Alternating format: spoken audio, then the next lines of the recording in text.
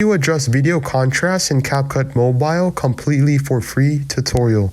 If this helped, drop a like, share the video, and subscribe for more. 1. Click select and highlight your video clip. 2. Go down and scroll to the right. You see the option which says filters. Filters, go to the top left hand screen and adjust. Beneath adjust, you want to scroll all the way to the right. You see the option contrast. See if you drag this to the right, it adds more of a contrast look. Drag it to the left, it takes away or adds negative contrast. Happy or satisfied, click the check mark. I say this is the before. This is the after. Completely for free.